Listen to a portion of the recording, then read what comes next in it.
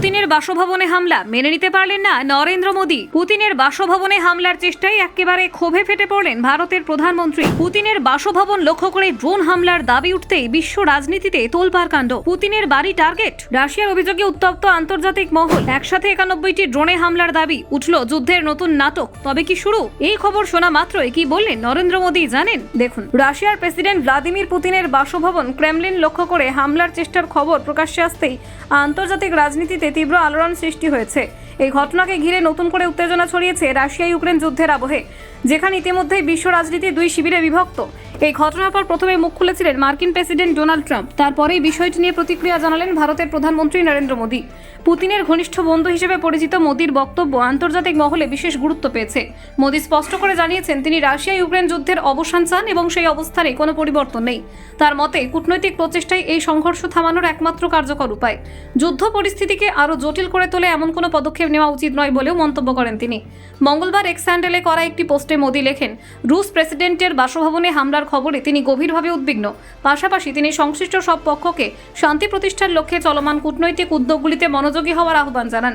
ভারতের প্রধানমন্ত্রীর মতে এই ধরনের উত্তেজক ঘটনা শান্তি আলোচনাকে দুর্বল করতে পারে। তাই যে কোনো রকম পদক্ষেপ নেওয়ার আগে পরিস্থিতি গুরুত্ব এবং পরিণতি বিবেচনা করা জরুরি বলে তিনি মনে করেন। রাশিয়া ও ইউক্রেনের মধ্যে যুদ্ধ থামানোর জন্য দীর্ঘদিন ধরে আন্তর্জাতিক মহলে মধ্যস্থতার চেষ্টা চলছে। মার্কিন প্রেসিডেন্ট ডোনাল্ড ট্রাম্প একাধিকবার দুই দেশের মধ্যে শান্তি প্রতিষ্ঠার উদ্যোগ নিলেও এখনো পর্যন্ত তা সফল হয়নি। সম্প্রতি নতুন উদ্যমে ট্রাম্প আবারও দুই পক্ষের সঙ্গে আলোচনা শুরু করেছেন।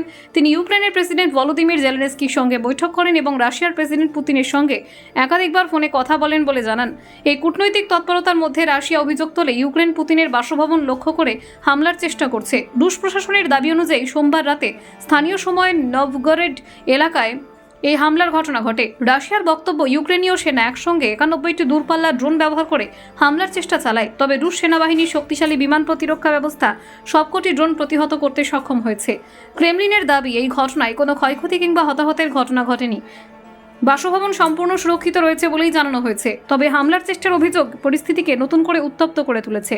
অন্যদিকে ইউক্রেনের প্রেসিডেন্ট ভলোদিমির জেলেনস্কি রাশিয়ার এই অভিযোগ মানতে নারাজ। তিনি স্পষ্টভাবেই দাবিকে মিথ্যে বলে উল্লেখ করেছেন এবং একে রাজনৈতিক উদ্দেশ্য প্রণোদিত বলে দাবি করেছেন। জেলেনস্কির পাল্টা বক্তব্য, মস্কো আসলে কিয়েভের সরকারি ভবনগুলিতে হামলা চালানোর জন্য অজুহাত তৈরি করছে। তার মতে এই ধরনের অভিযোগ তুলে যুদ্ধ পরিস্থিতিকে আরও উস্কে দেওয়ার চেষ্টা চলছে। পুতিনের বাসভবনে হামলার অভিযোগ, মোদির প্রতিক্রিয়া এবং ট্রাম্পের কূটনৈতিক তৎপরতা, এই তিনটি বিষয় মিলিয়ে রাশিয়া ইউক্রেন যুদ্ধ নতুন এক জটিল মোড় নিয়েছে। এখন দেখার শান্তির পথে ফেরার কূটনৈতিক প্রচেষ্টা আদৌ কতটা সফল হয়। Bureau report, news prime Times.